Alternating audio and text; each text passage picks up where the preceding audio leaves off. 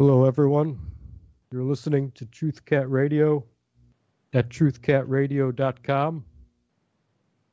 Current time is 8 o'clock p.m. Eastern Standard Time. That's East Coast, USA. My name is Richard Kary, and this is Beyond the Matrix.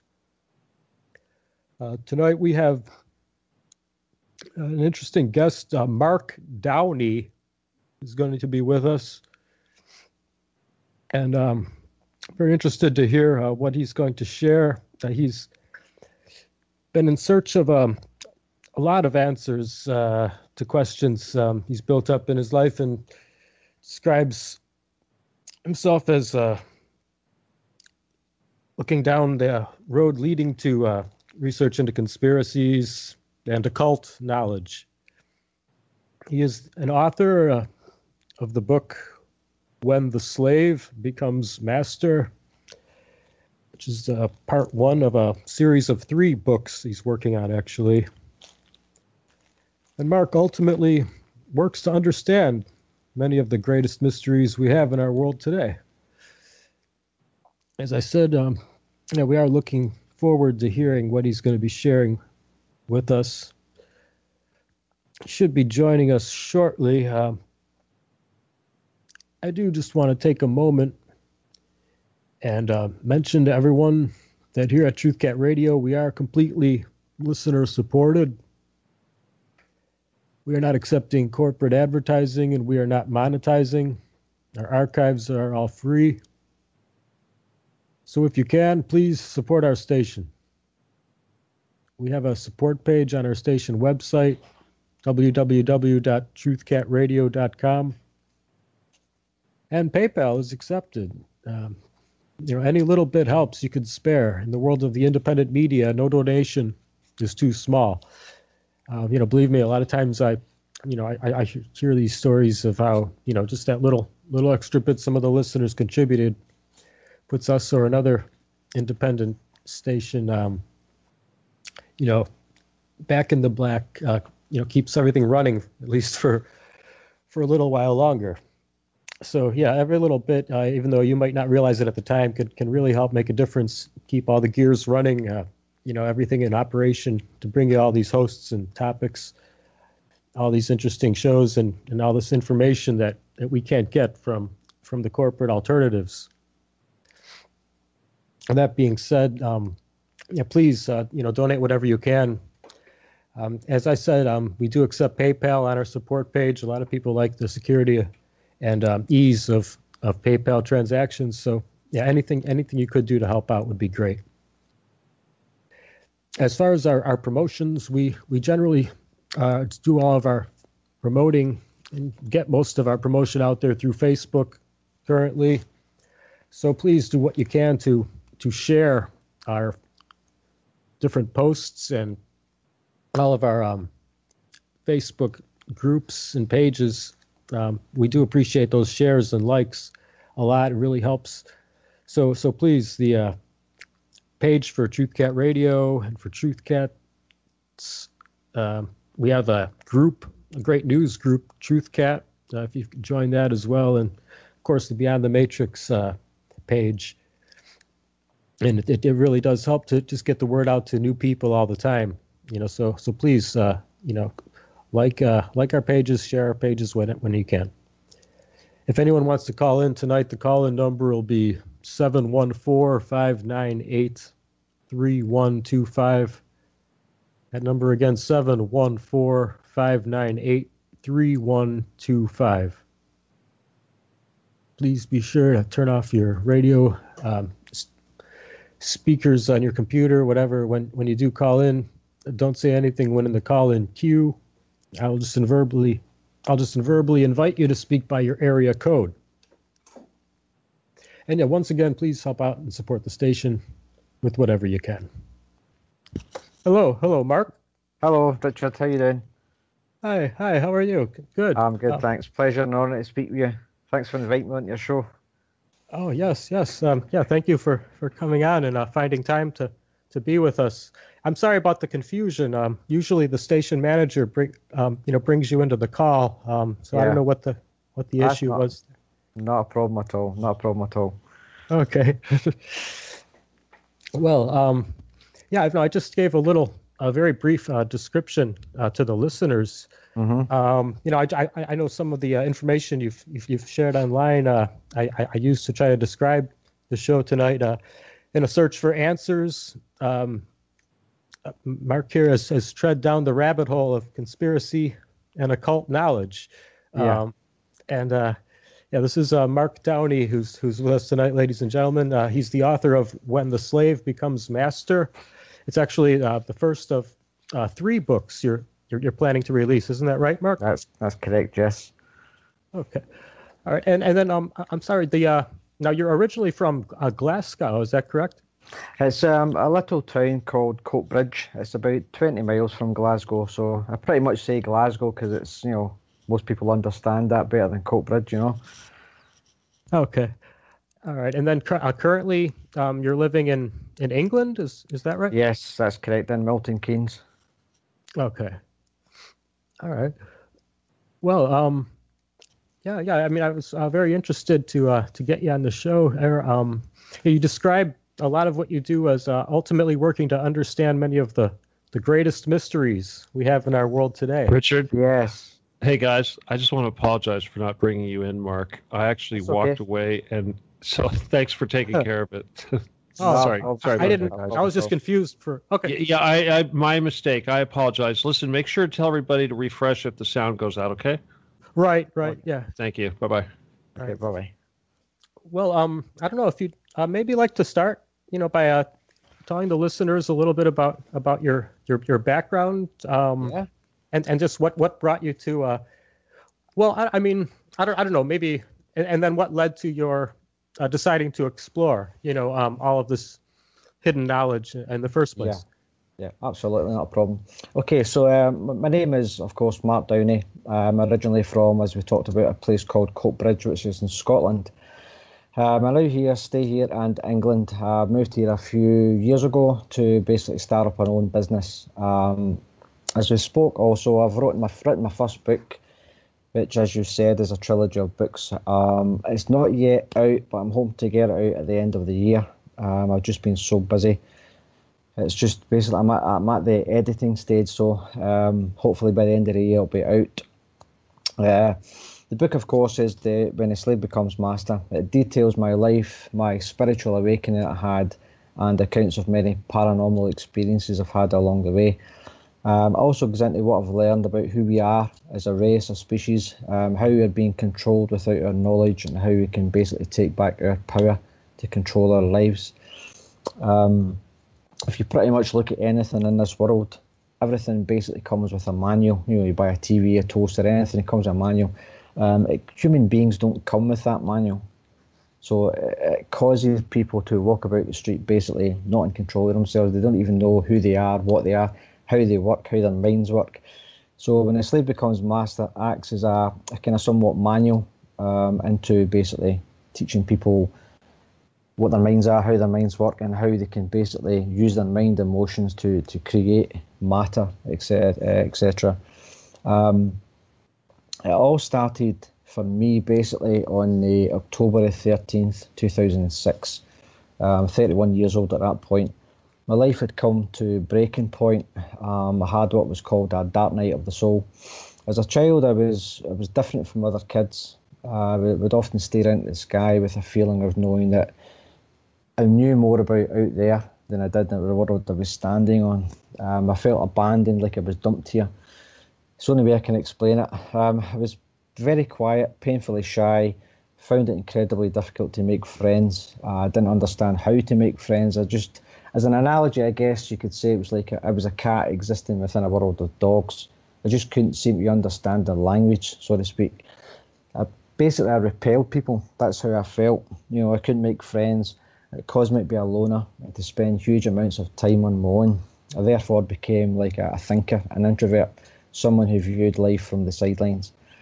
I was a child who questioned things, why people did the things they did, why is the world the way it is. I was a very loving child, and it often went against me. As a result of being the way I was, I was teased and bullied a lot because of it. I spent pretty much all my life trying to fit in, trying to learn the language of human beings spoke in order to make friends, to get people to like me. I just felt so insecure because of it that I wanted to be just so bad to be normal, to try and fit in, because I often felt that I wasn't normal, because I saw, felt and experienced things that others didn't seem to. I could sense this, like a darkness in the world, like a darkness within people, like something had taken over them. At the time I couldn't really understand it. I know now what it is, but at that time I was very aware of it. I could sense it, but of course, being in a young child's body, you haven't got the intellect to kind of discover it, to explain it. So I guess at the time I was unaware that I was pretty psychic. That runs in the family, as we'll talk about later. So perceiving life the way I did and feeling different, it sent me on a quest to be liked by others. I began to feel insecure, as I said, and I began to seek approval from others. I began to mould myself, how I looked, how I acted, how I spoke. I wanted to fit in, to be normal, to be anything what I was, because I stood out that much. I guess I was just looking for love and acceptance, to be told that I was normal, that I was okay. I guess I was allowing others to dictate who I should be rather than being who I really was. Excuse me. So as I got older, I looked for acceptance and love, especially in relationships. And after, obviously going about it the wrong way, after many failed relationships and countless disastrous experiences, I just had enough. I had a meltdown and I had the dark night of the soul. So, I mean, that process, I said I was 31, it happened for me at night. I was lying in bed trying to sleep for work, the next morning. And I've always had a strong faith in what people have called God. Though I don't call it God, I call it the beautiful spirit. Because God for me, it's not the correct term, because that's a religious term. And for me, God isn't to be found in anything man-made, which religion is. So I talk to the spirit all the time. That night especially, my heart was just filled with a tremendous pain. It had been built up for years, and it was an overwhelming feeling of emptiness I could no longer bear. So my life at that point just didn't make sense. I always felt as if I was inside an invisible cage. It's the only way I can explain it. At times I felt that I could actually feel this whatever it was, like a band of energy. I could feel it pushing down on me. You could feel the weight of it. So I guess I'd strayed from my path. I'd allowed other people to tell me who I was. I'd turned my back on my divinity, I guess you could say. So I asked the spirit for help. I tried to be so hard to be a good person, to love and to give to others. And yet every time I did that, I was either ignored, rejected, used, or hurt. I just couldn't understand what I was doing wrong. So I'd had enough. So I couldn't bear it anymore. So I asked the spirit, not to take my pain away, but to help me see the error of my ways. I wanted to bear the responsibility. So I asked for something to do. Give my life meaning. Please give me something to do. Let me help people. Give me something. So I guess you could say I surrendered myself to the will of the spirit. And through the weight of the pain, that basically just gets too much. You just cry yourself to sleep. And I'm not ashamed to say that. So the next day I woke up and covers over my face. I remember lying thinking, God, how embarrassing, sitting crying the night before. And so I never really believed in miracles until that very day.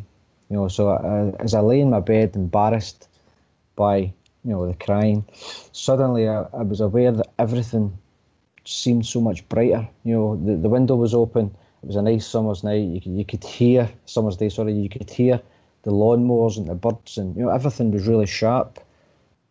It was like my five senses had just come alive, and then I realised that all my pain was gone. And I know that sounds really silly, but it was almost like an invisible hand had come in and just taken all that pain out of my body and just basically threw it away.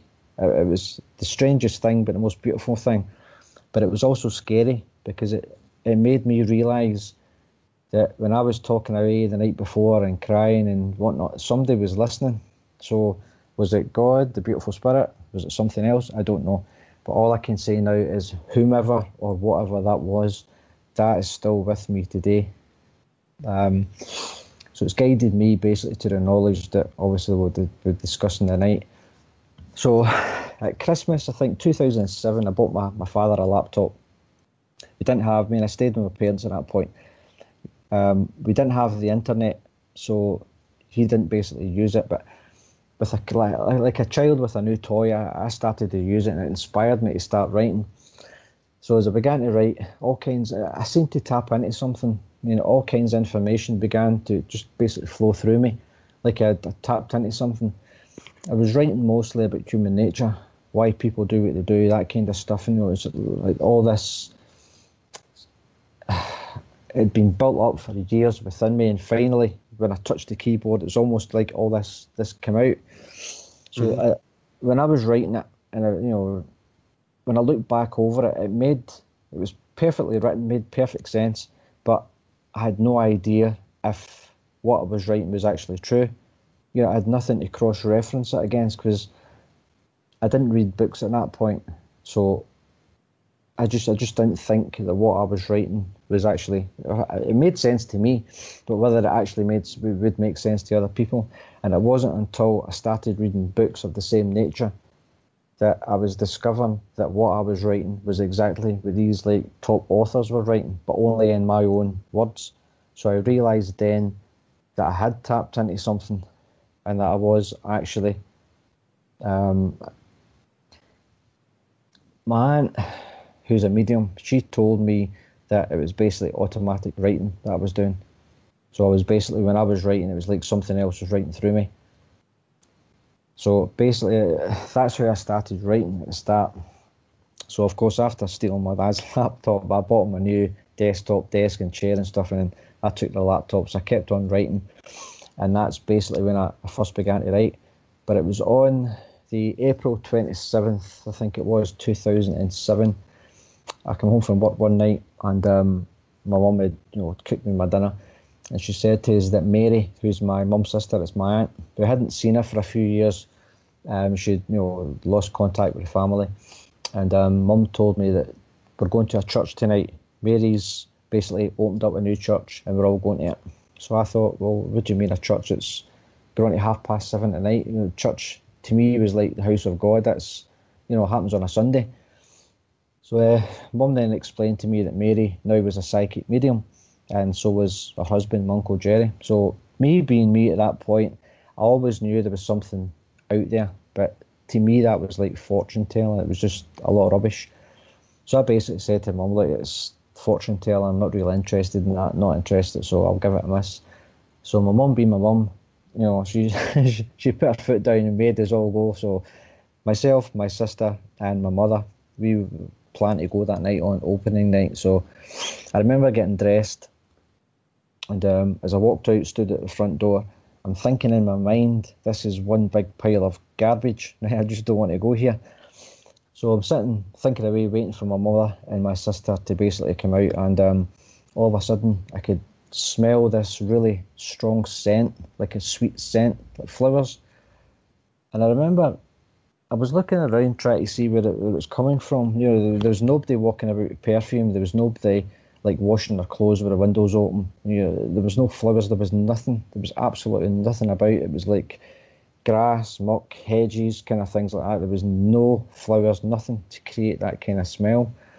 And I thought that was pretty weird, so I never thought any more of it.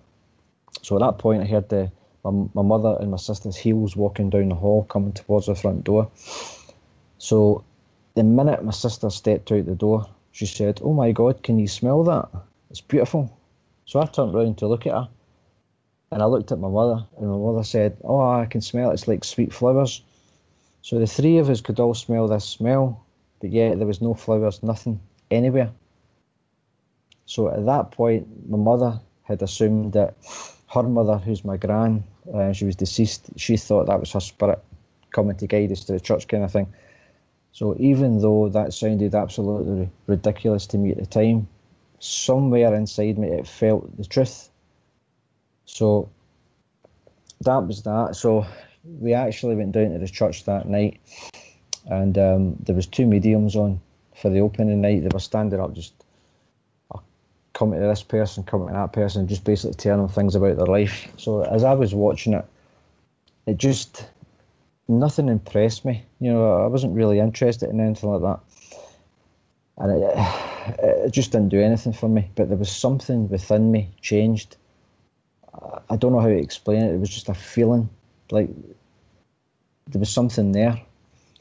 So eventually we went to the church the week after. So I was saying to my mother, like, I'm not sure if I'm into this. It's, you know, like fortune telling kind of thing.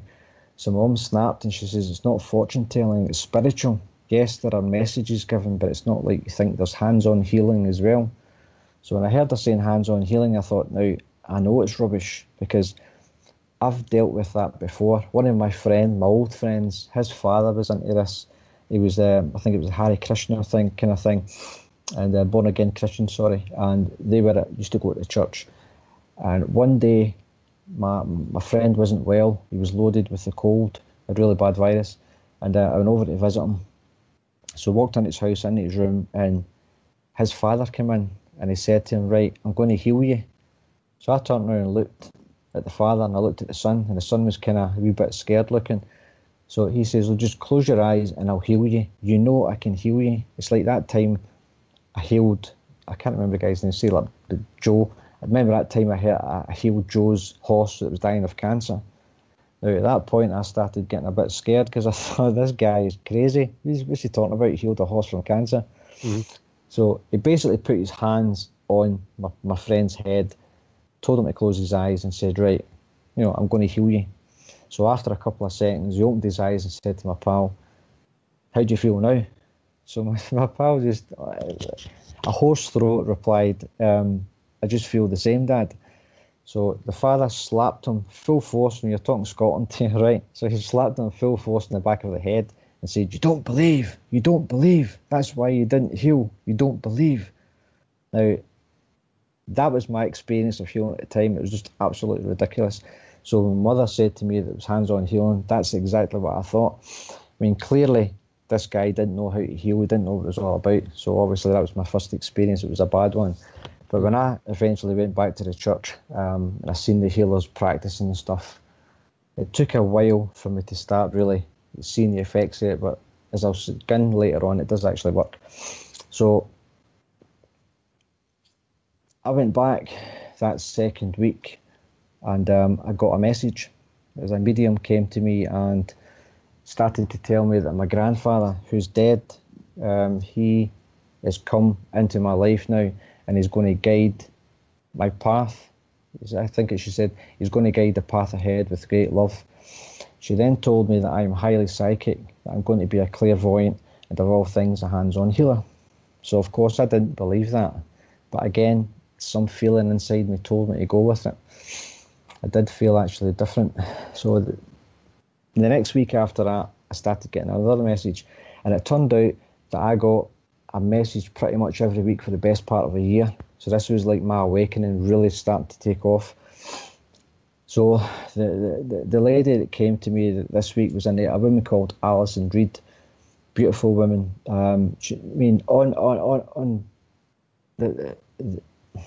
She looks like, don't mean to be rude here, but she looks like a typical, you'd see like a fortune-telling gypsy, the kind of the robes and stuff.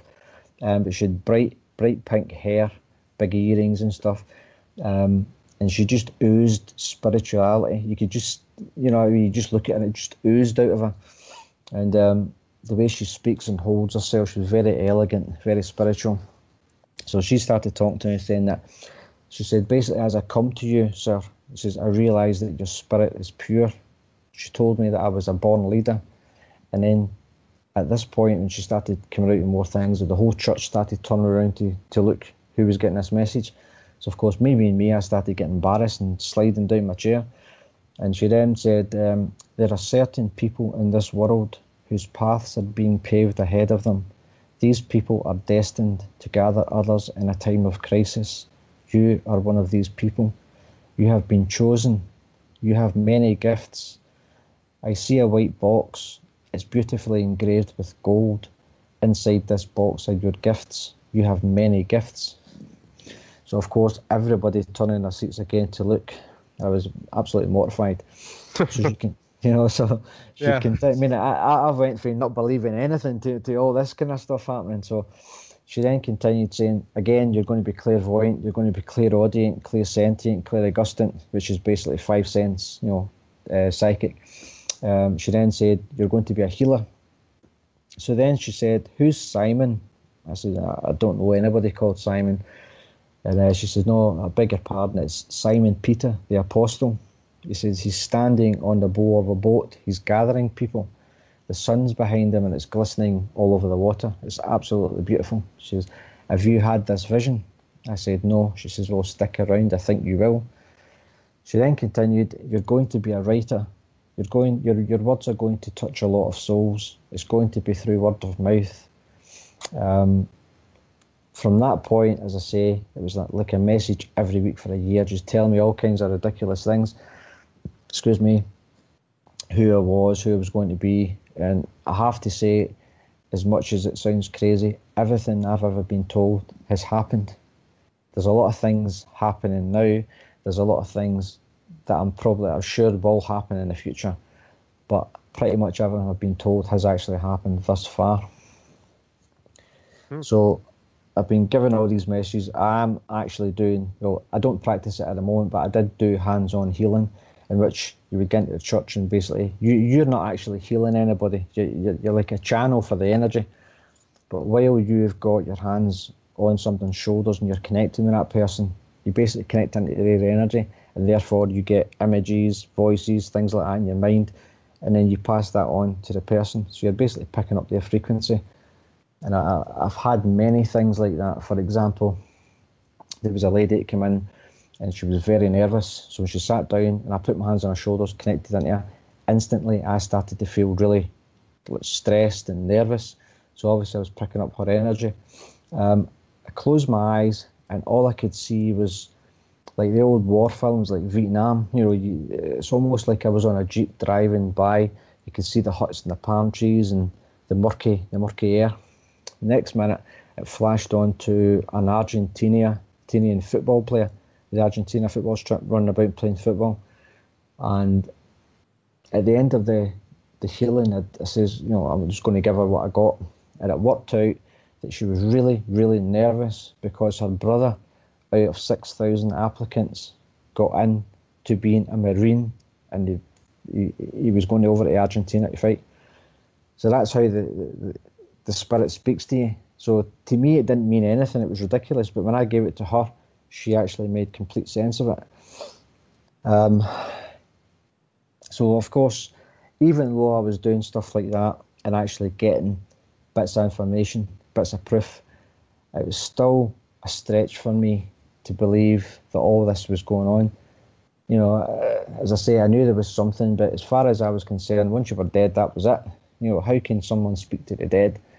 But at that time, I had no idea about dimensions and frequencies and, planes of existence and such. So I struggled with a whole lot of it. I found it really difficult to believe. So I started, your logical mind kicks in. So you start wondering, am I being lied to here? Is there people playing tricks on me? All these mediums come out and they're telling you all this interesting stuff about you, private stuff. I had mediums telling me things that I was thinking about, things that I hadn't told anybody. I would write stuff down and I would have mediums tell me what I wrote. So things like that would kind of freak you out. But again, it's proof. But most of the time when I was in the church, I get so paranoid because I couldn't accept that they were actually speaking to people that had passed, that I started wondering if my aunt was actually giving these mediums information about me. If my mum was in on it, that's how bad I got. As my mother, my sister and my aunt tell mediums things to tell me, to try and con me. And I can laugh now because it's absolutely ridiculous, but at that time, that's the way your mind goes because you just cannot believe it. Mm-hmm. But after about 7 months of this, I started to let go a wee bit and actually start to believe that, something really is happening here. So I started reading every book I could get about mediumship, psychics, spirits, things like that. So I was like an absolute sponge, just taking in as much as I could, until finally I was convinced, that it was there. And one night at the church, I got a message. There was a medium gave me the message, just a everyday silly wee thing, and then she said, "Watch out for the 5th." She says, "I'm not sure if it's the 5th of a month or 5 days from now. All I'm getting is the 5th. Just watch out for the 5th." So I thought, okay. So I think that was October time. If I tell a lie, it was July, because every month from that point on the 5th, I was waiting for something to happen, and nothing happened. So I thought, what a garbage. There's my proof. And then it was on October that I used to get sleep paralysis. I suffered from sleep paralysis since I was 16. I'm not sure if you know what that is. It's just basically, it's like it feels like your body is slipping into a coma. What it actually, for me anyway, what it actually is, it's like your spirit disconnecting from your body. I know a lot of other people say different things, like there's clinical reasons for this, but for me, that's what it is. At the time, obviously, I didn't know what it was, but one particular morning, this happened to me. And beforehand, sorry, I must add, I'd said it to my uncle, what had actually happened, and he said that's the start of an out-of-body experience. So again, I laughed, don't talk nonsense. So he gave me a book, Robert Monroe, Journeys Out of the Body. So I read about 5 chapters of it. I just couldn't seem to get through the book. It was, at that time, it was too intelligent for me. But I got out of the book what I needed. He explained in it that when you get the paralysis, just relax. It feels like you're slipping away into death, but just relax. And then it's over really quick. What actually happens when you're lying down, the paralysis starts, your body starts to vibrate, and then you hear a buzzing noise, like a high-pitched hum, and then you hear that, and then you're out your body. So on this particular morning, I started getting the paralysis really, really bad. So I thought, do you know what, I'm just going to lie here and see what happens. And for all I knew, I could have died, right? It was the chance I took. So one by one, I started getting the symptoms that Robert was thinking in his book. So I started getting really excited. So started feeling the vibration, the high-pitched hum, then so I opened my eyes and I looked up at my ceiling and I could see like a number grid. It was like numbers like the Matrix, all changing and chopping. And then there was a flash of light, and then I sat up on the bed, and it was like kind of like the cartoons you see when Dracula comes out his coffin, just effortlessly just sits up. That's exactly what I did. So my body was actually still lying on the bed. So as I sat up in the bed, right at the foot of my bed was a little boy, right, the same size, probably about 5 foot. He had round, thick glasses on. I couldn't see his eyes because of the glare of the glass, but he had like a bowl cut, the haircut style, the bowl, jet black hair, and a bowl cut style, a black jumper on, and just basically sitting, just standing, staring at me. So I was far too excited about what was actually happening. I was just staring at this wee boy. He was staring at me, and then on the left-hand side, just like boop, a big yellow portal, big square light lit up, and as the yellow light started to fade into like a white clear, you could see inside it people from the Victorian times all walking about the streets. You could see the pebbled streets, the houses, everything. So I'm staring at this portal, and I'm looking at a little boy, and I'm looking at the portal, and I put my hand out to try and put my hand through the portal, and at that point I started feeling like something was tugging at the back of my head, and I started falling back into my bed, into my body, sorry. And as I was falling back onto my body, the wee boy, like ghost-like, came right through the bed, trying to grab me. And at that point, I physically woke up. Whoa, what the hell was that? So I get up, goes down the stairs, looks at the paper, the 5th of October. So that's watch out for the 5th. Right, so another, I mean, even to this day, we'll probably talk about it after, but I mean, it's got into abduction and stuff like that. But at that point, it started there. Another one was when I moved out, Mum's and had a flat. I was absolutely, we were out shopping one day, and I was absolutely tired. So I decided to lie down for a wee hour's nap. And I lay down in the bed, and instantly the sleep paralysis started. It was vibrating. So I relaxed myself, and I really, really tried to let go, to try and get out. At that point, there was nothing in the room with me, and all of a sudden my trouser leg started getting yanked really hard, as if somebody was trying to wake me up. So I'm kind of, at this point, probably half in and out my body. The trouser leg was getting yanked really hard. So in my mind, I'm thinking, who's this? So I tried again to let it go, and instantly at that point I heard like a growling, like if you watch the Predator films and you hear the snarling, the growling, it was exactly like that. Then the trouser leg went really hard again. So I'm thinking, right, okay, maybe I'm not supposed to come out of my body here. So I've been told all this time that my granddad is my guide. So in my mind, I'm telepathically saying, Granddad, if that's you and I'm not supposed to come out, let me know. The trouser leg went crazy again this time. So I forced myself awake. And of course I was in the room myself. So I have these experiences that didn't make any sense at the time. And to me, when I was getting involved with the spiritualism, everything was all love and light, new age, everything. There was no badness in the world. So I was pretty naive, and I was probably very lucky, but I was pretty naive at that time. But now I know different. So when I started going back to the church, again getting strange messages, one of the last ones I got at that particular church was, I get told that guides were coming forward and saying that there's books and learning coming up for you. Loads of books, loads of learning. I can see you leaning over a desk with hundreds of books and you're learning and studying. Now, you have to get stuck right into these books. Whatever it is, you have to get stuck right into it. Now, at that time, I'd read so many books on mediumship and stuff, so I thought, well, a bit more do I have to learn? So I was arrogantly thinking that, I'd learned everything. So that happened, and then he said that there's older guides here willing to work with you if you are willing to work with them.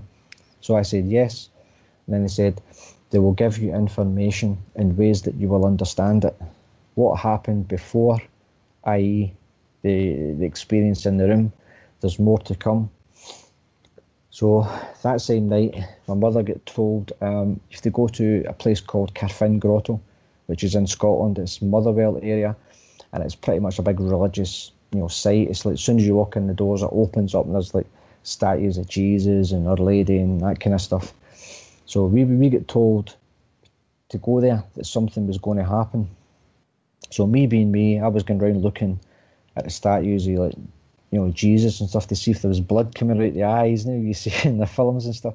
I was searching everywhere, couldn't see nothing. So as soon as you walk to the very back, there's like a rectangular set of railings, but when you go up to the railings and look over, it's actually like a big ditch, and there's like kind of garages and stuff inside, store cupboards. So I went away down there, pitch black, went inside all the cupboards, tried to see ghosts or whatever. Nothing there. So I felt quite deflated. So Mum and I ended up going, there's a small cafe and a gift shop. You can buy like rosary beads and crosses and things like that. So I sat, cup of tea, it was a rolling sausage at the time, and Mum and I were all looking at the crucifixes, and I was just sitting there thinking, what was it we were supposed to see today? We were told we were supposed to see something. So there was a bookshelf right in front of me, and there was all these religious books and stuff, and I wasn't really interested in anything like that. But as I looked up, I could see a small book, just the spine of the book was sticking out between two others, and it really drew me towards it.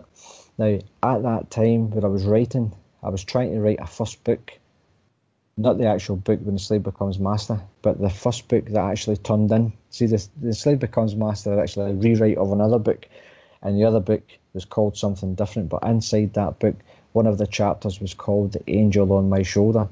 So when I stepped up and pulled this book out, that's what the book was called. It was called The Angel on My Shoulder.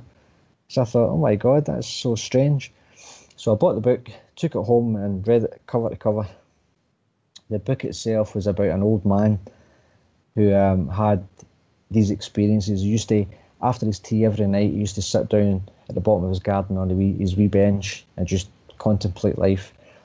One night, he was sitting there and he got the feeling that somebody was standing behind him. So he turns round, I think it was his right shoulder, and there's a male guardian angel standing. So straight away, I'd read all these books, and it's supposed to be that if you have a guardian angel and you're male, your guardian angel is supposed to be female. And if you have a guardian angel and you're female, it's supposed to be male. The idea is when you come back as a guardian angel, you're supposed to be a different sex to understand the polarity. So as I started reading, there was so many inconspicuencies that it was just it tripped up so many times that it started getting me to question the book. You know, what it was more of a religious book. It was starting to preach, but it really put into context for me what is actually happening here. Because in that space, I'd been reading the Bible, just reading it from cover to cover, trying to understand what's actually happening. And of course, I think it's Deuteronomy says that the spirituality is the devil's work and stuff. So I started getting really frightened and thinking, I mean, I wasn't really a practicing Catholic, but I mean, obviously we were raised it. And I started wondering, am I on the right path? Am I doing the right thing? Is it spirituality, like the church, or is it religion? I was torn between the two. And the last thing I wanted to do with having a strong faith in God was go the wrong path. So I started getting really worried. So one night, I'd obviously read in books they talk about if you get any problems, then, you know, speak to your guardian angel kind of thing. So I was lying one night thinking, right, I'm going to do this. You know, I thought it was quite arrogant because if you have a guardian angel, they've got a lot more things to do than worry about you asking questions. But I thought I'll ask one time, and I put out the thought, what is the answer? Is it religion or is it spirituality? Don't tell me, but let me find out. So I left it at that, and a couple of days later, I had a dream, a really psychic dream, and I was walking home. In the dream, it's as though I was at school, and I'm walking home the way I would walk home from school, and there was a black gentleman in a bright yellow suit walking side by side with me. And in the dream, I totally knew him on a soul level. His name was Ginny. And I'm talking away to him. Now, I don't know who this guy is, but I knew him in the dream. And I'm talking away, and I asked him, Ginny, is religion real? And he shouted back, no. But it wasn't no, it's not real. It's no, you have to find out for yourself. So at that point, he walked across my path. And on the right-hand side, it was just all houses. But a portal opened up at the houses, as though the house was like a wall, like a drawing, and the door just opened up and he walked through it. And I shouted after him, Jenny, Jenny, I love you. I was crying, tears were flooding me. And he waved back, see like the black and white minstrels, he done a wee dance and waved by, and he disappeared. I woke up and the tears were streaming down my face, and I thought, what the hell was that all about? So I goes down the stairs, I'm speaking to my mum, and I told her about the dream. So mum's face goes white. I says, what's wrong? She says, I was just asking last night for an angel to watch over you. So I thought, okay, bit of coincidence. So I've lost my train of thought now. Yeah, so I think it was about a week after that point, I got a phone call from my sister. My sister's boyfriend's sister had wanted her kitchen tiled. So me being a builder, I said, right, I'll do that for her, no problem. So we arranged a day to go up to tile the kitchen, and her husband now, Chris, me and him got talking. It was you get one of those talks, but it's just exhilarating. You can't stop talking. It leaves you with a heightened state. And he was asking me about the hands-on healing, how it worked and stuff like that. And he was actually telling me about the fact that there's a new world order. There's an elite society that's took over the world, and the Twin Towers got brought down, and the CIA were involved and all this stuff. So that's the first I'd ever really heard of anything like that. I mean, I actually remember sitting watching the Twin Towers fall, and I thought it was an actual film until I seen the subtitles coming across the bottom, and I thought, oh my God. but never once did I ever think anything else of it. So at that time, in between what's happening, is it religion, spirituality, what? He'd mentioned a film called The Zeitgeist. So after we left the conversation, I went home, put Zeitgeist on, and of course the first half is talking about religion, about the fact that it's not real and Jesus didn't come here and Jesus is the Son and all that kind of stuff. So that completely blew my mind, because that was like, that's my answer. Now I know. So it led me down that path to start researching that. And of course the Twin Towers episode, the last hour is all about that. One of the things that happened while I was watching the Zeitgeist is there's parts in it where you can hear Jordan Maxwell, his voice, and you can also hear, there's parts where his video and you can see his face. It took me a while to realise the voice and the face were the same person, but the minute I heard that man's voice, I've never had it to this day. It was like my solar plexus, somebody came out the computer screen and pulled my solar plexus right into the screen. I could not concentrate. I had to find out who this man was. It got the feeling got that bad that I had to pause the video and open up a page on YouTube, type his name in before I would let me leave, and obviously all the videos came up. So I went back to watch Zeitgeist again, and I actually watched that Zeitgeist back to back 4 times in a row. Just absolutely blew my mind. So that took me into the Jordan Maxwell material. Studied it right, left, centre, as many videos I could get my hands on. And of course it took me into other researchers like Michael Tessari, and he was another one I got to straight away. There's like David Icke, others like, of course, Stephen Kelly. Love Stephen.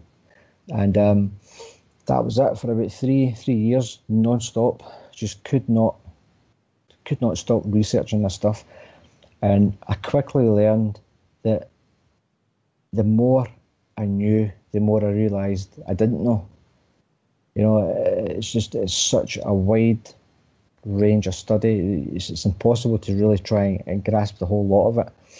So there was nobody I could find from where I was looking, the angle I was looking at, there was nobody I could find that told the whole story from front to back. So it was like this video, that video, that video, and whoever or whatever was guiding me at that time, it was like handing me the pieces of a jigsaw puzzle. Like it was handing me the pieces, and I think David Icke says this as well. It's exactly the way he said it. There was some force was handing me pieces of a jigsaw puzzle in the order that I needed. So I was like following a path. Look at this video, don't look at that one. Look at that one, don't look at this one. And each video was following on from the other. It's almost like I was getting a crash course quickly on what was actually going on. And that's when I really started to understand, what's actually happening. There's a power control system, obviously, on the Earth. But as you look at the dollar bill, you've got the pyramid, the capstone, the all-seeing eye. I was wanting to concentrate more on who that was. Like a dot-to-dot puzzle. You've got all these dots, but if you look down on it, it's just basically dots. But when you put them all together, it actually tells a picture. I see like religion, banking, economics, all these different subjects, and they're all important on their own, but I'm not really interested in getting in too much into each subject. I really want to stand back a bit and look at the whole picture. I want to find out the basics, like the outside bit of the jigsaw. I want to find out who and what is actually going on in the world, and then start filling those pieces in. Mm-hmm. So as I started really, really getting heavily involved in this stuff, that's when strange things began to happen in my life.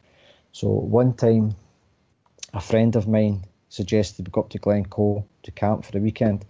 So of course that was great. I did that. I'd never done anything like that before. So we were in, got our stuff together, and it was absolutely up in Glencoe, up in the mountains in Scotland. It's absolutely, see, at night time it's absolutely pitch black. Can't see anything. It's total overcast. All you can see, if you look up, you can see like the peaks of the mountain as it hits the sky. That's pretty much it. You cannot see 2 feet in front of yourself. You've got to hold on to things, to actually find your way about. So we decided to go out for a run in the car, and we went for about 5 minutes past from where the hostel was. Pulled the car over, the lights were on, and we both stepped out just to get a bit of air and stuff. So you could hear the streams running by the car. And at that point, this has happened to me twice. And it was like, how can I explain it? Almost like getting in a daze. You know, like some sort of a spell. And I just had the urge to start walking away from the car. So as I started walking, it was kind of like misty. You know, the light's shining into darkness, it's kind of misty. So I'm walking towards the mist. So my friend that was in the car is, where are you going? So in this kind of trance, I'm just walking. I mean, I'm complete compass mentis. I know what I'm doing, but yeah, I've got this, something's guiding me away. I can't seem to stop my legs from moving. So my friend's shouting, where are you going? Where are you going? Mark, where are you going? And at that point, I just disappeared in the darkness. Now, I can still remember walking in the darkness. But I walked for maybe a couple of minutes, and then I decided to stop, and I walked back to the car. Oh, in fact, I tell a lie, I'm sorry, I missed a detail. Before I started walking away, I turned to my friend in the car. I said, they're here. And she said, who's here? And I said, them. And as I said them, I pointed to the sky, and there was a burst of clouds that actually started parting, and there was about 15, 20 orbs just all in a cluster above the actual mountains. So friends started freaking out, and that's when I walked away from the car. So of course, when I about turned, I come back to the car. My friend was in the car in absolute hysterics. And I'm thinking, well, what's wrong? She says, where have you been? I said, what do you mean? Where have you been? I said, well, you saw me walking away. I've only been away a couple of minutes. What are you talking about? She says, Mark, you have been away for 45 minutes. And I thought, don't talk rubbish. I've only been away for 5 minutes. I remember everything. She says, you have been away for 45 minutes. Tears, I mean, absolutely really freaking out. So I don't know what that was about. I've spoken to someone who's given me a soul reading, and they basically said that I was abducted. Now, I've got loads of experiences round about that. One of the times coming down to England via the plane, I was basically stopped at the, where you get searched before you go through, and going through the x-ray machine, and it started beeping, pointing towards where my left ankle. So I know I didn't have any metal down there.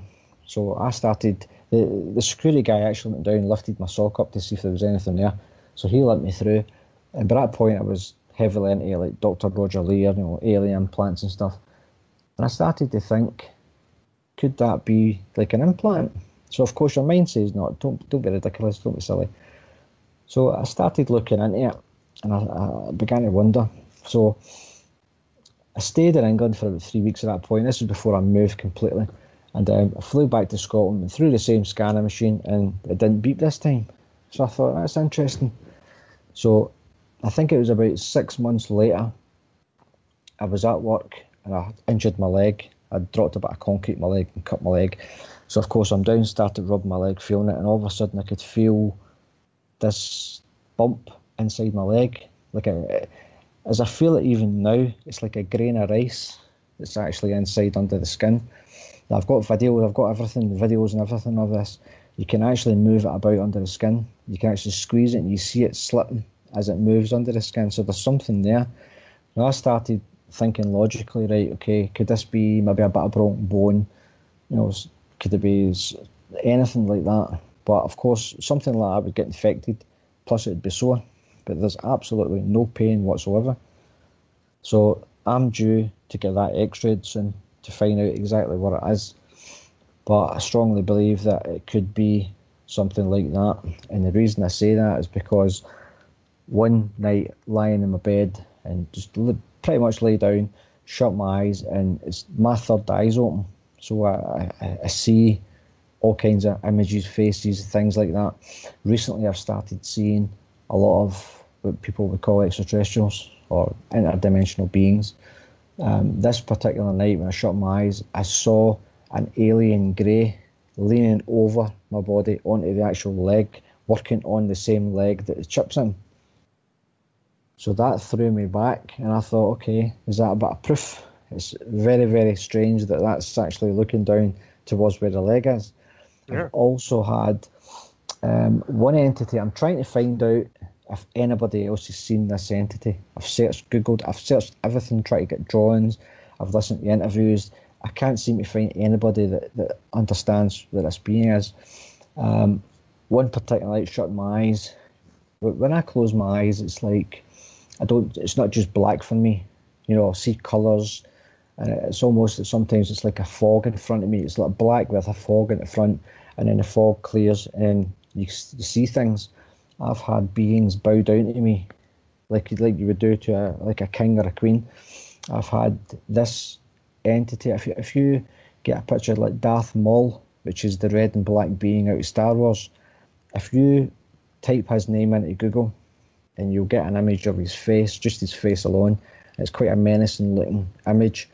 If you get that same face, take the crown of thorns off, but put two horns, like one at the side of his head, like the typical devil. Keep the black shadows under the eyes, but the rest of him is white. Now the eyes are the same, everything's the same, but the skin colour is pure white with dark circles under the eyes, and the horns are different. And that was the entity I saw. It was just standing there staring at me. And I'm staring at it. And it was the most, it's going to sound ridiculous, it's the most beautiful but the most horrendous thing I've ever seen. So I had to end up obviously turning away from it. But I've drew all these things. I've kept diaries. I've got all kinds of images and stuff like that. So, I mean, we can talk more about that kind of thing if you like, or if you'd like to ask me some questions. Let's take a break. Yeah, okay. Yeah, if you want to do what you need to for about 5 minutes, Mark, and we can. Okay. No Don't go too far. All right. Don't get abducted. Kidding. Okay, guys. You are listening to TruthCat Radio. This is www.truthcatradio.com. This is Beyond the Matrix with Richard Kary and his guest, Mark Downie. Hope you're enjoying the show. In about an hour, the big event is going to take place. Oh, Mark. Yeah. Mute for me. Don't hit the red button. Hit the blue microphone down there. Okay. As I said, the big show. Yes, the big show. The big show's coming right up after this. We're going to have Mahmoud and Gabby from Syria, Damascus, and Qudsaya, respectively, and they're going to go on there, and they're going to remind us how this is not the first fake gas attack to take place. This is just the first time that the president was dumb enough to do something stupid. So we're going to talk about that. Hope you guys will tune in and hear some real live people talking to us live from Syria, explaining to us how Assad did not do it. My God, people, I know we're not all that dumb, but apparently some of us are. Tomorrow, when we come back on Friday at 6 p.m. Eastern, we're going to have Greg Downie, and his show is Attracting Miracles. And that's it for the weekend until we get some more people in here. But when we come in on Monday at 8 p.m. Eastern, we're going to have Shima Moore with Metaphysics and More.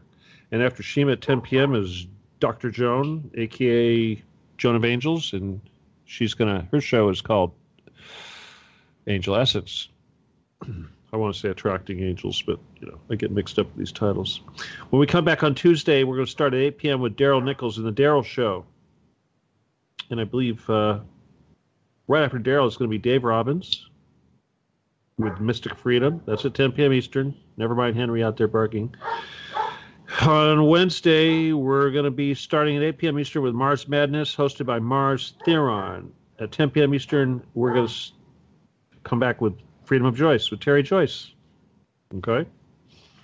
So right now, Thursday is our big day of the week. We have 4 shows scheduled on Thursday, starting out at 4 p.m. Eastern with David Simpson with the Donbass Hour. Then we go to Graham Sutherland with Delete the Beast. And after that, of course, is Richard Kary at 8. And then at 10, of course, is Stephen D. Kelly Show. What a lineup. Anyway, we're very excited about that. We want to remind everybody that we are 100% listener supported. So please take a moment to drop a couple bucks in our PayPal, if you can. All right. The PayPal is stephenkelly714@gmail.com. Please do not send any correspondence to that. That is strictly for PayPal. If you need to correspond with us because you'd like to join the network in one way or another, you need to email me at law17gun. That's LAW17GUN at AOL.com. All right. Please help us out on Facebook and Twitter, okay? Join our Facebook page. The one we really want you to join first is the Truth Cat Radio Facebook page. And from there, all of our advertising starts. And that's where we'd like you to share our ads. There's a lot of other associated groups with Truth Cat Radio. We'd like you to be joining all of them, okay? Please help us out. Now, I also want to suggest... we have a chat room. If you have not visited our chat room, please do so. Register a screen name and say hi. And if you'd like to call in, the phone number is 714-598-3125. Okay, we're going to take calls right now. Call in and ask questions about these things that are being said here.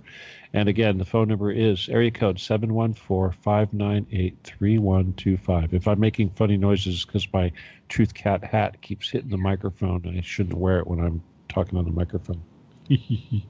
All right, anyway, with that, I think I'm going to return you guys back and be advised. Remember, if your sound goes off for any reason whatsoever, just refresh the page, okay? It's not our fault. We're being attacked. That's just one of the things that we have to put up with. So endeavor to persevere, and with that, we're going to return you to Beyond the Matrix. Thank you, Stephen. And hello, everyone. Did you like that? Endeavor to persevere? Did you like that? Yeah, that was very good. That's from Little Big Man. Oh, okay. Endeavor to persevere. Hello, Mark. Hi, Richard. Hi, thank you for sticking around. No problem. All right. Well, thank you, Stephen, and everyone. Stephen's show will be coming in 1 hour. If you guys want to stay tuned for that. Mark. So I had a lot of I mean, based on the things you brought up in the first hour, a lot of places I could go really with that for the second hour. I don't know. I mean, if you did want to elaborate a bit more on what you were discussing at the end of the first hour, that would be fine. But in general, I mean, I know a lot of this occult knowledge, I'm sure the listeners would like to hear a bit more about in general as well. But no, I mean, definitely these experiences you mentioned, like the missing time and the orbs. I mean, that is very very well. I mean, it must have had like quite an impression on you. I mean, you mentioned the times when you were going to this church, for example, hearing a lot of people. Some seemed like they were like seers, had otherworldly sort of information, but you were very skeptical, I know in that era. But, well, I mean, once you get to this point, where you've witnessed like a lot of these things, like you mentioned that night, I mean, surely it must have had a bit more of an effect on you. You're like, okay, a lot of this clearly is real. I'm not sure what everything is yet, but, clearly, the skepticism, I'm just saying, had to wear off about some of these things by then, right? Yeah, absolutely. Now, I've had far too many experiences right now to prove to me that, it's there. Back when I was at the church, I was basically your typical average guy. You go out partying, going out to pubs, clubs, kinds of things like that. So my mind was pretty closed. With respects to anything like that. I mean, if you'd pulled me aside and asked me, do you believe this? Do you believe that? I would tell you that there's definitely something there. There's definitely. But even that friend I was talking about that had the flu, he used to run about with us, and he got involved in the church that his dad went to, and he used to come home and say things like, he completely changed. We used to go out for a couple of beers, and he wouldn't drink anymore. It was against his religion, he would say. Excuse me. And he started, to our eyes, he started becoming really weird. Probably what people probably think about people like us, like really weird because we're into strange stuff. But he used to come around and he would point to like the Nike sign and say, "See that? That's the devil." Or he'd point to Shell Oil, "See that? That's the devil." All these symbols he would point to, "That's the devil." So we're saying, how is that the devil? It just is. So obviously he couldn't really explain it, what he really meant. He'd been picking it up from people in his church. So that to us was like, whoa, they're crazy. But now looking back at it, it's made me realise that this, whatever is guiding me, has been trying to get my attention from way back. Because now, of course, when you look at the symbolism, people like Michael Tessarian who talk about the symbolism, David Icke, like how like corporate symbols it all relates back to like Illuminati and all that kind of stuff. What he was actually saying was actually true. You just couldn't actually verbalize it, but you couldn't explain it properly. It's the same thing again with the dollar bill in the back of the pyramid in the back of the dollar bill. All these occult symbols mean things. So that's been pretty much in my life from the start. It's just that obviously I've not really caught it until now. So now, after what I've seen, that experience with a little boy in the room, that beyond a shadow of a doubt, that was it for me. That was the pivotal point. That was the watershed that told me, right, that's it, it's real. I'd already believed up just before that point, but that was like the brick that cemented it. That was just it after that point, because it actually had that pretty much physical experience. It wasn't a dream. It wasn't anything like that. It was actually a physical experience. So that was it from me. So from that point, I started really getting involved, trying to find out what was happening, because that proved to me that spirit is real. So now, when these people say that, I'm talking to your dead granddad or your dead father or whatever, then they are talking to somebody. Of course, the debate's open to who are they actually speaking to. Is it your dead relatives or is it something else? Because a lot of people tend to believe that once you've crossed over, that's it. So when you've got mediums who are talking to you, this is your granda coming and he knows everything about you, you believe it because you think, well, nobody knows that about me, so he must be in the same room as me, therefore he's giving me that information. But there's all kinds of beings and all kinds of entities. If you look at the Illuminati, for example, the people at the top who believe that they are talking to like jinns, like interdimensional entities who are basically calling the shots, how do we know that it's not people like that that's actually in the room talking to you? They say that apparently everybody's assigned 2 demons when they're born. Like you talk about watchers, people that just follow you about your life and don't actually communicate with you, but all they'll do is write down everything about you, so that when it comes to situations like that, they actually communicate through the medium. You think you're speaking to your dead auntie, but you could actually be speaking to one of them. So of course I started wondering about all that. I don't 110% believe, completely that it's all a good thing. I've always got that 5% skepticism that whatever's communicating with me could not be, it could be something bad. But of course you've got to weigh that up. Like if it was something bad, then why would it have helped me thus far? If something's there to keep you in prison, then whatever that is, it's completely set me free. So I don't know. There's definitely different ways you can look at it, but going back to like experiences and stuff, now staying in England, it was last year, I think it was, I went back home to visit my mum and dad, and spare room was made up for me. And earlier that day, I drove up and I was just kind of driving about the town to see, it'd been a while for I'd been back home, so I was driving about the town just to see if anything had changed and stuff. So I pulled into a precinct, went to the shops, came back out, sat in my van, and I was drawn to look at a part of the sky. It was something, it was like, even for a young kid, I've always seen like faces in the clouds, parts of the carpet would show on it a face, and see faces in wood and things like that jump out at me. So this area at the clouds just seemed to draw my attention, so I was staring at it. So took my phone out, took a photo of it. I said, I'll have a look at that later to see, because if you look at the book page I have on Facebook, if you look at the actual the profile photo, if you look at it's me actually writing in a book in front of 3 monitors. Now, if you look at the central monitor, you'll see 2 entities. You'll see 2 faces. If you look really closely, you can see what looks like an alien grey at the left-hand side. And the right-hand side, if you look very clearly, you can see like a wide-eyed like entity. So obviously, things like that, you can see things like that jump out at me all the time. So that photo was in my phone. So I went home that night, basically went to bed. It was about 4:15 in the morning. I started getting sleep paralysis. It came on really, really fast, really, really quick. And it's almost like your body goes dead, but your mind is completely sharp. You haven't got control over your body.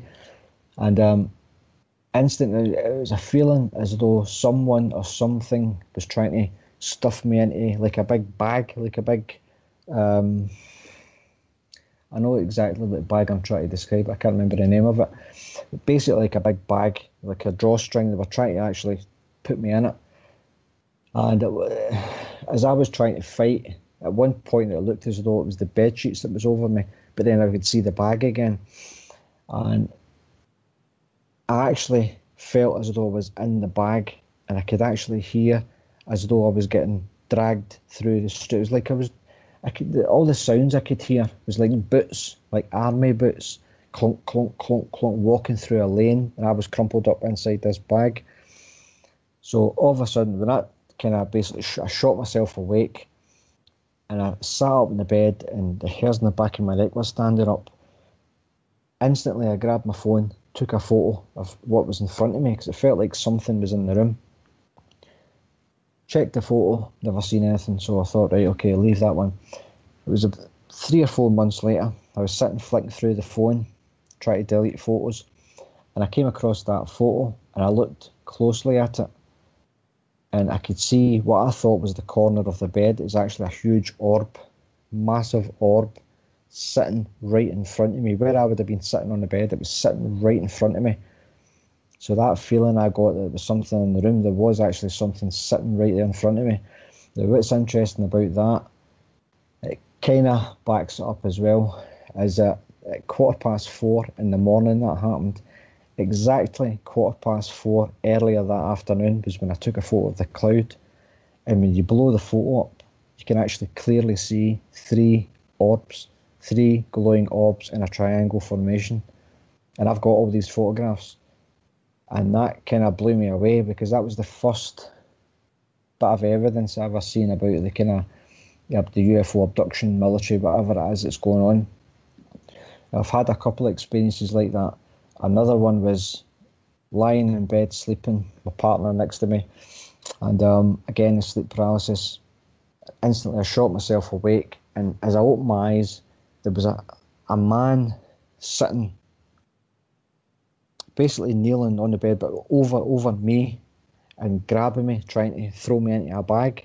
The man had short jet black hair, brushed to the side. He was dressed in like black ops, the black uniform they were, trying to shove me into the bag. So for some reason, I could get my left hand free.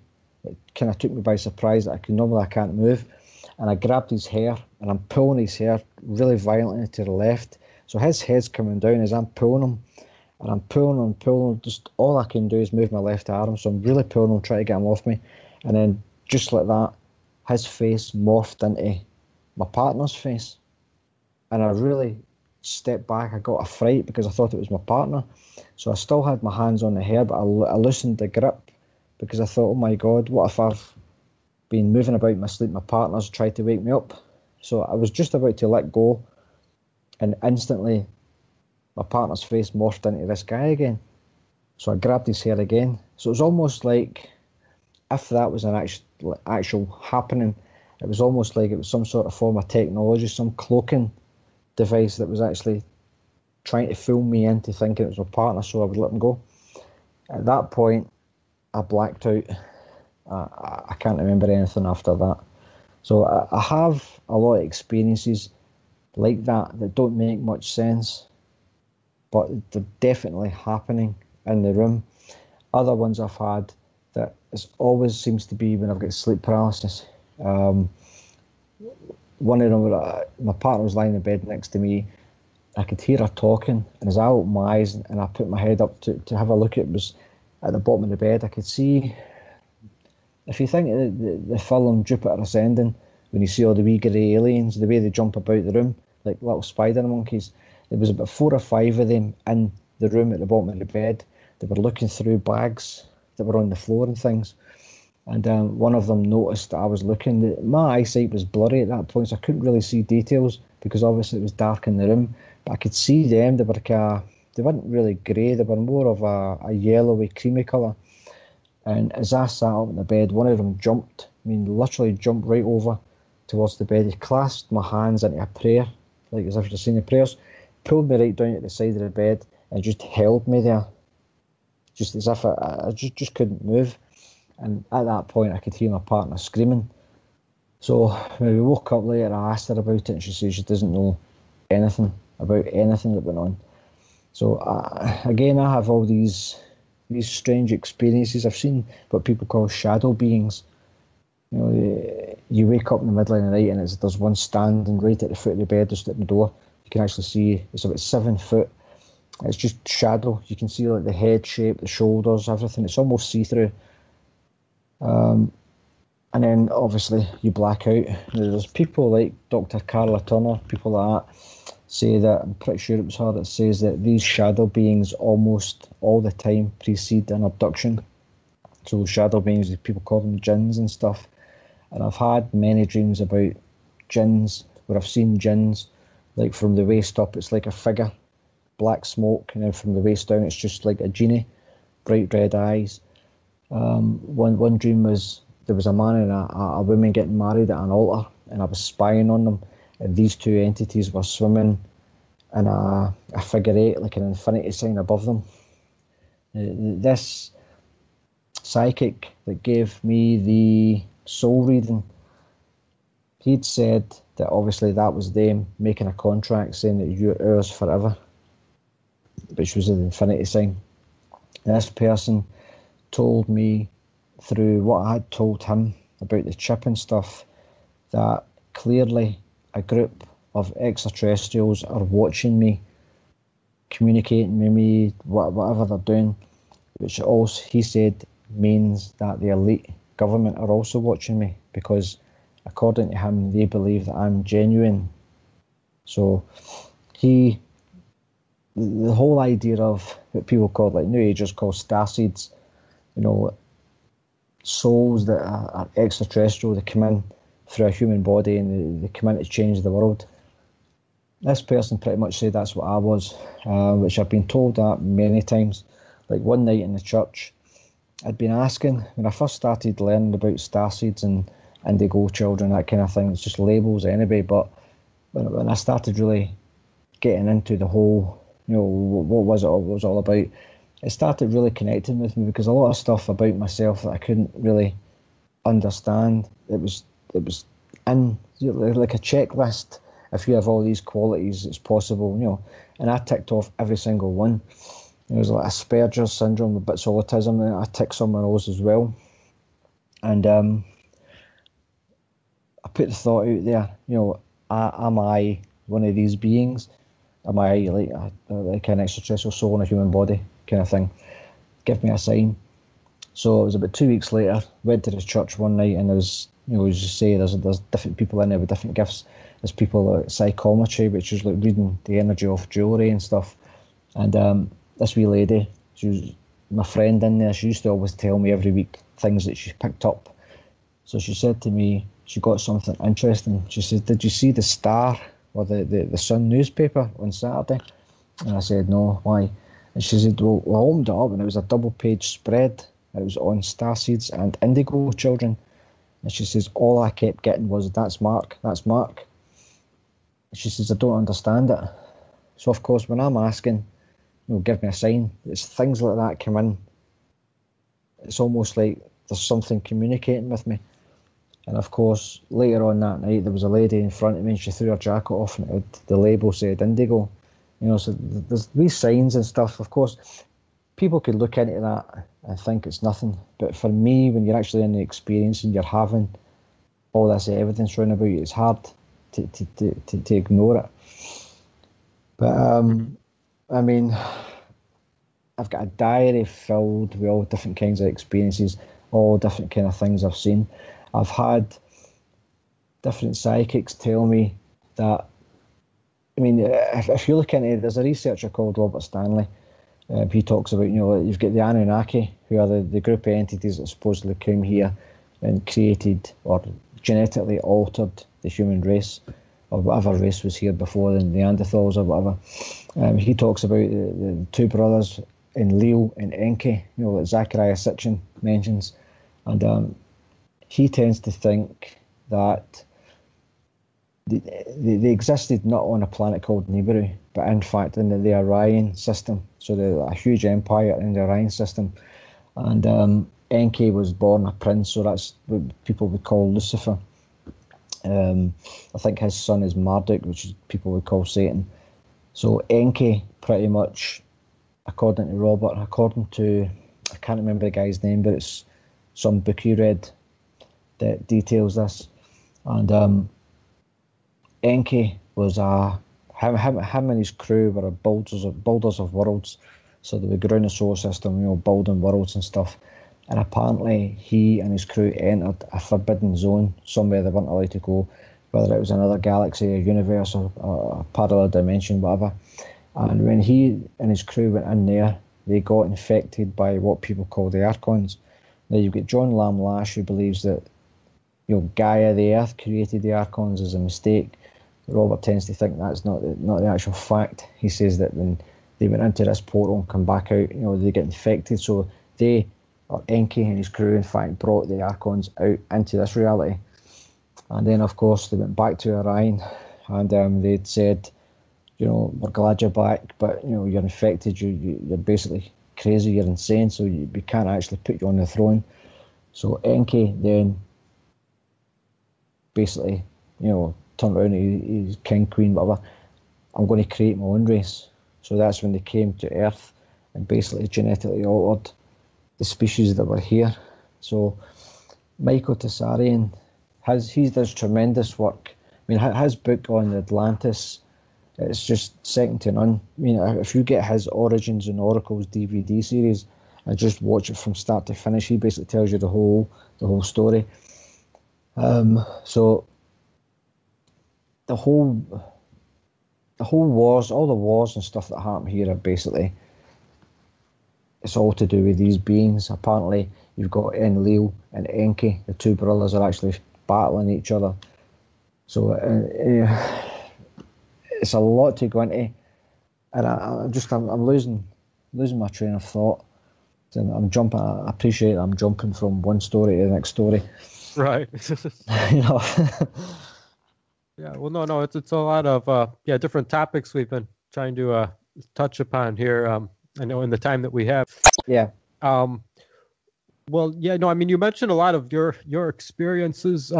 As far as the information you've been researching, you said a lot of it correlates with a lot of other people's research. The more. So maybe you'd like to talk about that a little bit more. Yeah. Okay. Well, when I started researching, I basically like most people, I came into this not knowing anything. I started off with, as I say, Jordan Maxwell's work. He's got a more eclectic work. He talks about loads of different subjects. So I was getting into one subject and then getting into another and getting into another, and I was finding it really difficult to piece them together to actually make the story. So I would basically, wherever I was guided to, I would follow. But mostly the stuff that I was getting that was collaborating with other people was stuff about, see, like David Icke talks about in his earlier books, he talks about the norms in society, like why people do what they do, and if you put rules and regulations within society, people tend to follow them. So like, so you've got like trends, people have got trends in the world. It's like people like David Beckham, he changes his haircut, and then all of a sudden everybody all around the place is all having David Icke haircuts. So there's people in positions like that who are supposed to be role models, have got all this, they've got this tremendous influence, especially on young people. So these people are obviously, they're obviously told what to do, how to say it. They're basically told what to wear, what to say, how to say it, and all the rest of it. And then they influence, obviously, the younger generation. So when I started really writing the first edition of my book, I was basically putting all that into practice. I was putting all in the book, and it was like I was downloading it. I was actually piecing it together and understanding why people do what they do, but yet they have no rational thought to it. They just do it because it's what their idols do. So people like David Beckham, if he'll come out and say, this is good, that's good, people just automatically follow him without actually thinking first before reacting. So people are reacting all the time as opposed to just thinking. So you've got things like trends, like for example, brushing your teeth, as I state in the book. People just brush their teeth with toothpaste because they believe, that's what you're supposed to do. You're taught that by your parents, who are taught that by the dentists, who are taught by the education or the health board, stuff like that. So this information's passed down all the way into each person's families. So you have trends like that. I mean, brushing your teeth could be viewed as a trend because obviously it was put into people's lives and people are following it. But the problem is most people are just doing it without actually thinking first. So, for example, on the back of a tube of toothpaste, it will tell you pretty much, if I can find the page, it pretty much says, warnings, keep out of the reach of children under 6 years of age. If you accidentally swallow more than used for brushing, get medical help or contact a poison control centre immediately. So nothing is hidden from people. They put it right there on the actual tube. But because people have been influenced by,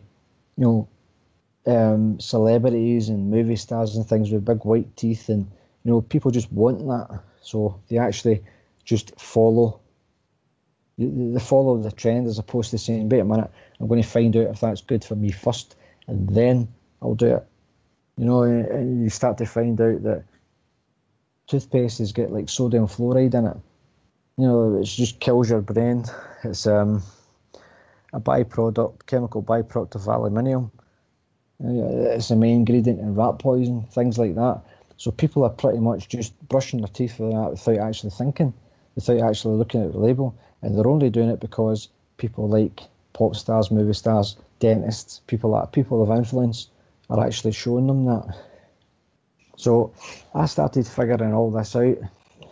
I started figuring out that, there's certain do's and don'ts in society. There's certain people that make the rules. All this politically correct carry on. You're not allowed to say this, you're not allowed to say that. So it conditions people into acting certain ways, and people just follow it instead of actually questioning stuff.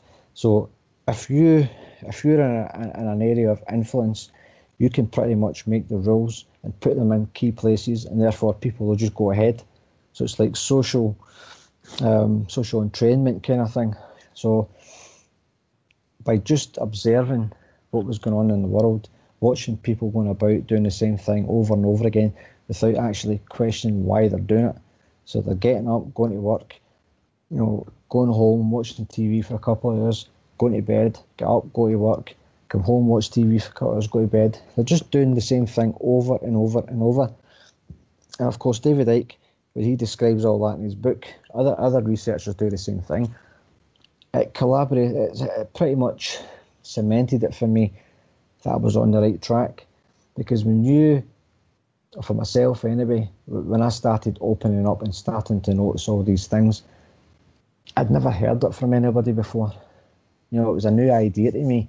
So even although it made sense to me and I could actually see it, I didn't know if I showed anybody, they'd think I was crazy.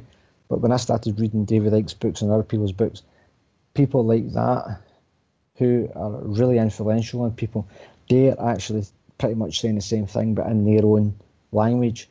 So it pretty much proved to me that I was on the right track. I had something to cross-reference it with. So pretty much things like that.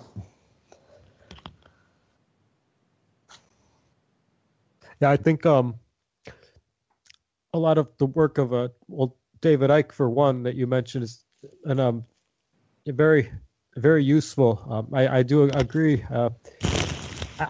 I would say, though, someone like him, he covers so many different topics. Yeah. A lot of people aren't ready for all the types of information that aren't quite what we thought they were. It could be overwhelming for a lot of people. I think he is one of the people who's very sincere. A lot of integrity, and he does. He's very good at what he does. He covers so much at such an extreme level that I think a lot of people aren't quite ready for him yet. Yeah. Maybe a good way to put it. I think it. Sorry. Oh, well, no, go, please. I was just going to say it depends whereabouts. As you say, he's got. So many topics to look at. It really depends on which point of view you go in. I was fortunate enough that when I started researching people like David, that I was put straight into his earlier work. People nowadays there's a lot of people that are quite advanced with the knowledge, that are up to date with what's going on in the world, and when they try and help others by saying, look, this is what's happening, you're asleep and you're not seeing it, they try and point to David Icke and Michael Tesade and Jordan Maxwell, Stephen, things like that, people like that. They try and push the people into the current work. It's like what David and Stephen and people are doing actually now. So they're very advanced. They actually know what's going on. So people that are new to it, when they are actually they're put in at the deep end, and it's too much for them. So they end up taking a step back and saying, do you know what? It's too hard. It's just a lot of garbage. I don't believe it. What I think you've got to do is put people at the beginning, especially people that are really closed-minded. You've got to actually take them and put them at the beginning of the research, because people like David, if you look at his earlier works, it actually makes a lot of sense. It's for people that are just starting to awake. If you get David's work at the start and then read his books in order, it starts to open you up, and you start to learn the process as you go along. Same with Michael Tesare and other researchers. But it puts a lot of people off if you throw them at the deep end. The whole reptilian thing with David, that gets him a lot of stick. A lot of people know him for that. So the minute you mention David Icke's name, people think reptilians, reptilian aliens are running the world, crazy. So they just automatically switch off. But if they judge the guy on that, if you'd actually take them away to the very beginning of his research, talk about society, things that they can actually see round about them, that's actually happening. You know what I mean? If you take people back to the start like that, then I think you get more of a chance than getting them to bite. And that's what I'm trying to do with my book. I start at the very beginning of my experiences, because you're talking to someone that was pretty much, wouldn't say stone cold asleep, but pretty much asleep. And then it shows you my journey from, pea-sized consciousness to going up to golf ball consciousness and then going higher. So you can actually take the journey with me as you go through the book. Because if I put a book out about getting abducted by military and things shown in the bedroom, people will just look at me and think he's crazy. But if you take you back to the start of the book, you can see that you were once like them. Because I think that's what you've got to try and do. Right. Get people, to show people that, you were once like that as well. It's okay to be like that. Just let it in a wee bit, see what you think. Yeah, and another thing I like about someone like David Icke is, just how much, as you said, he gets people to look at the big picture, how everything relates to everything else. The way he likes to put it, to connect the dots. But that's it. Some of the other people you mentioned, studying quite a bit, Jordan Maxwell and Michael Tessarian is probably the one that I probably research the most at the moment. Most of Michael's work is based on the psychology element, and it's just absolutely fascinating when you get into why people do what they do, how the fact that they're not the self. It's like they're living, and it's hard to explain it. But if you go to Michael, Michael's another one that's done it. If you get into his Atlantis work, he gets it right from the beginning. He goes through all the ancient texts and documents. His books are free. Even Joseph Patrick Farrell, Dr. Farrell, his books are the same. They're all heavily quoted. It's impossible to read the books and not say, do you know what, there's something in that. It's impossible to do it because they're so well documented.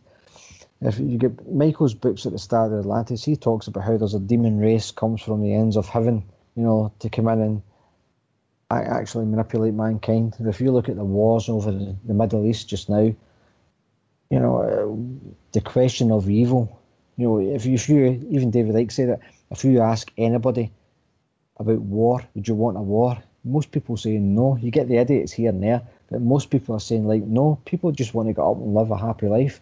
But yeah, we've got rape, torture, we've got mayhem all over the planet. That's coming from somewhere. And of course, getting into Michael's work, he talks about the fact that it's these entities.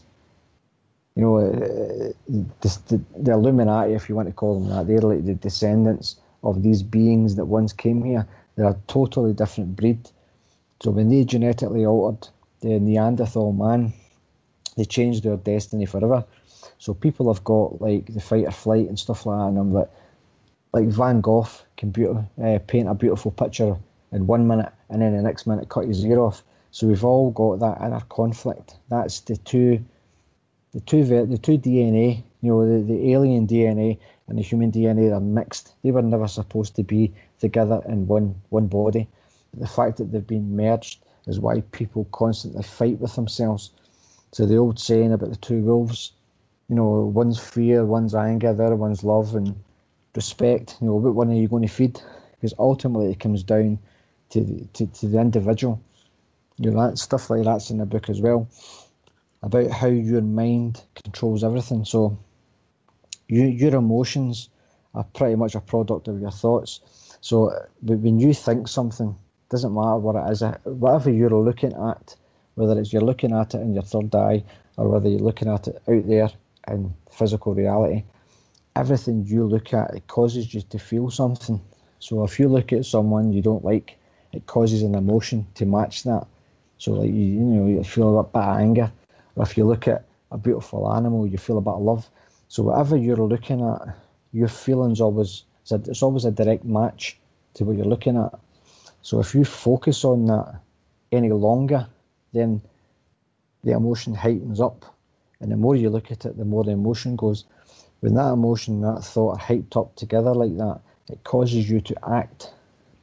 Therefore, when you act, you become a certain vibration.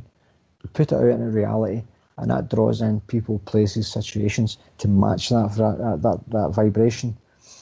That's a choice we've all got.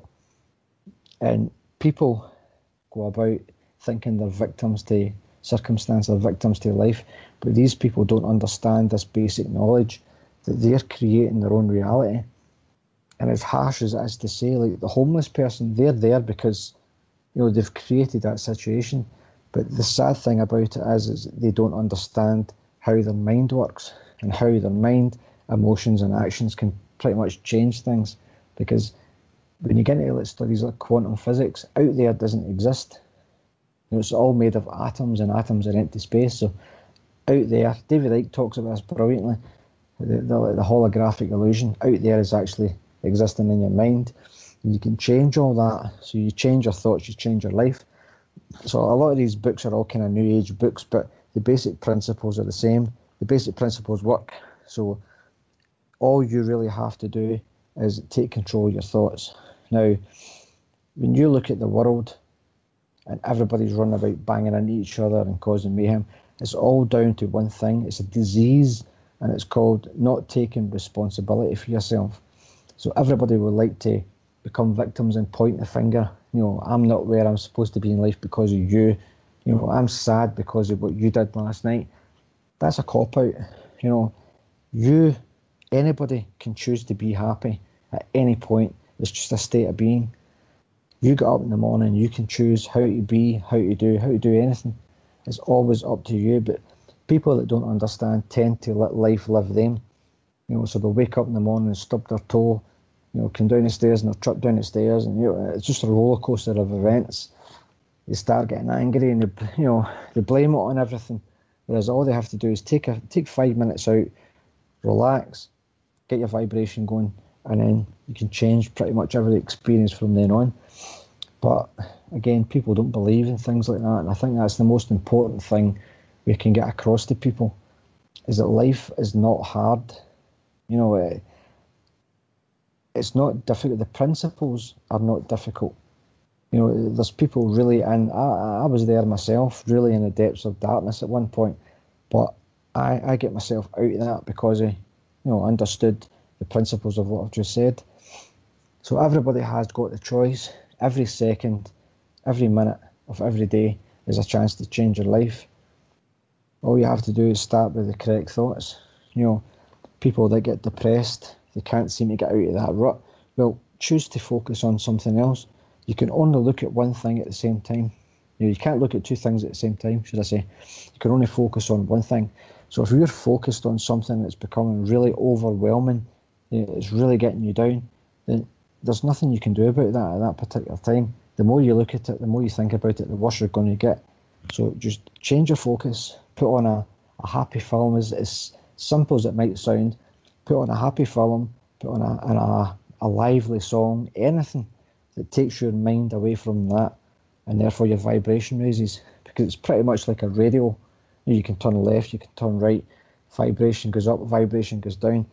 That's what your human body's pretty much like a tuner that way. Whatever you look at, whatever you focus on, draws the same emotion.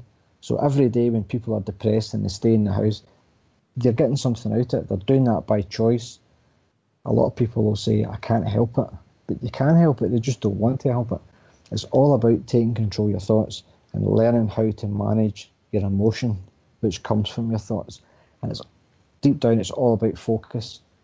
Whatever you tend to focus on, that's where the energy goes. And that's how all these symbols work as well. David Icke is in there. He explains it brilliantly, how whatever you focus on, that's where your energy goes to. So all these corporations that run the planet, that's why they spend millions on their symbols, and they put it out there because it's drawn energy from their focus. And he talks about how a lot of symbols to do with time and stuff are all linked to the planet Saturn.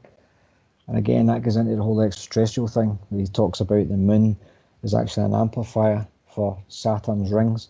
So if you see Saturn and it's got the rings around it, that's actually radio waves.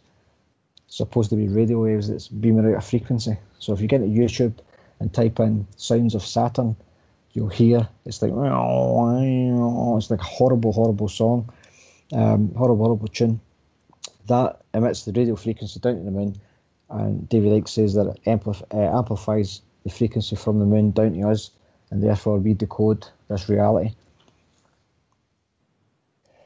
Yeah, you mentioned, and I've heard that other places as well, that we create our reality. A lot of these occult groups, therefore, their symbols help in directing us away from creating a positive reality for ourselves, and instead helping to create their reality.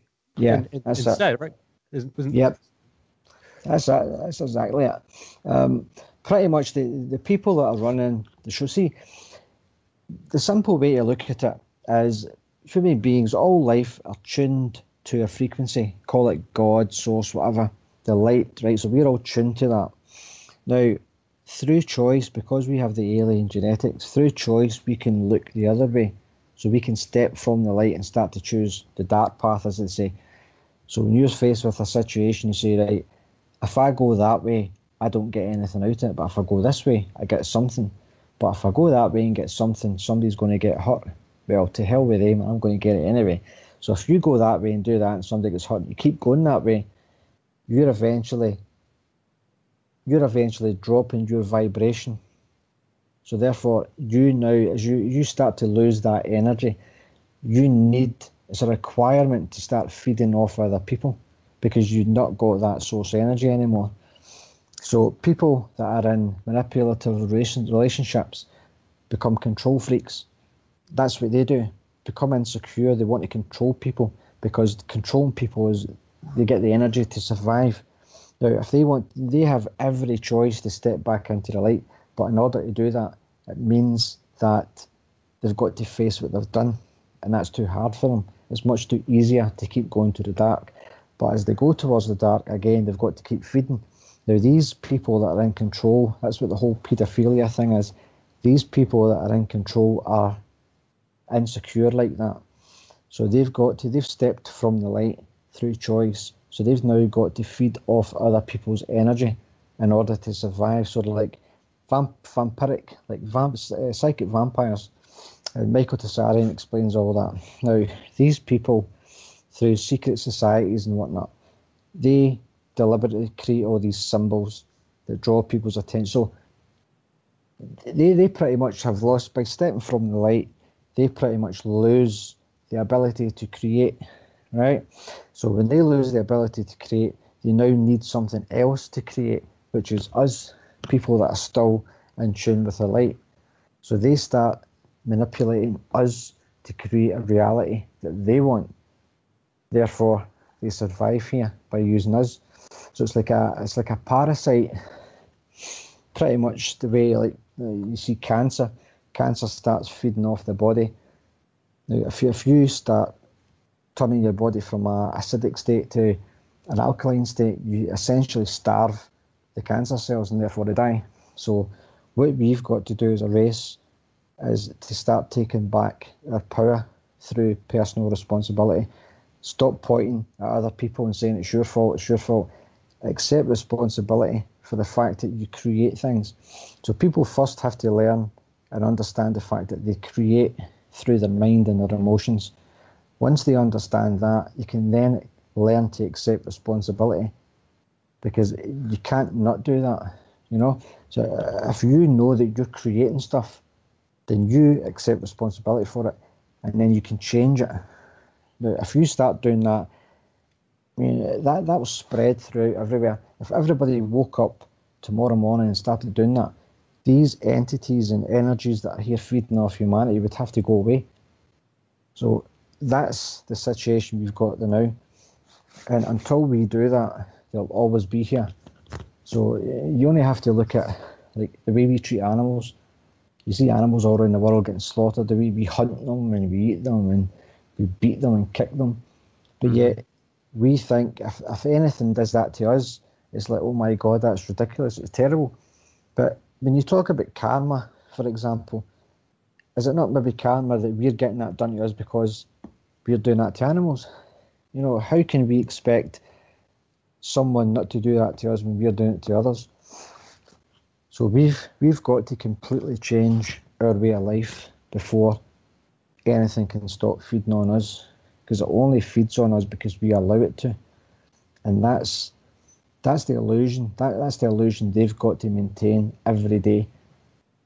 So, I mean, you look at all the secret space programs, all the black ops, everything, the amount of money they're spending to keep us buried. You know, all that power, all that might, all that money, and yet people are scared. So you've got to ask yourself the question: if they've got to spend all that money and all that energy on us, little old us, and how powerful are we? How powerful are we that they've got to do that it's a constant struggle for them every single day to keep us under wraps. That means that we're holding all the power. All we have to do is decide, and it's 2 done. minutes, Richard. Wrap it up. So we've got the power. We've always had it. We just don't understand that we've had it. And the fact is, they know that we've got it, but they're manipulating us continuously so that we don't realise it. You there, Richard? Yeah, Mark, it's been great having you with us. Yeah, we'd love to have you back sometime. Yeah, I would love that. Pleasure to be here. All right. Yeah. Well, thank you. Thank you very much. And yeah, definitely. Yeah, we have to take control of our reality. Yeah, That's definitely, I think, the major thing that we have to accept. Stop buying all the lies upon lies that are maintained. absolutely. Well, yeah, definitely. We'll enjoy having you on again. It's been great. It's been great. Thank you so much. It's been a pleasure talking to you, Richard. Oh yes, and good luck with continuing your work on this and your future books in the series. Smashing, brilliant. Thank you so much. Thank you. All right, thank you. We'll have a great evening. We'll keep in touch. And you too, my friend. Bye-bye. Goodbye. All right, everyone. Well, thank you for listening. This has been Beyond the Matrix with Richard Kary, and you were hearing tonight from Mark Downie. You can find him, the link to him on our Truth Cat Radio page if you're interested in more of his work. Stay tuned for the Stephen D. Kelly Show in just about 5 minutes here. I know he's going to have Mahmoud he's going to be talking about Syria. So live from Syria, Mahmoud is going to be speaking about the gas attack accusations. How it's not the first, but about a third time I think we've been lied to with this story, and they're going to go over a lot of the details that the media tries to lead you away from. They think that we have the memories of single-celled organisms or something at this point. It's pretty bad out there. But we all look forward to hearing what Stephen and his guest, Mahmoud, is going to share with us today. So yeah, that's just about 5 minutes coming up here. Thank you for listening. We'll see you next time. Please donate what you can to the station. And this has been Beyond the Matrix. Until then, transcend the construct. Regards.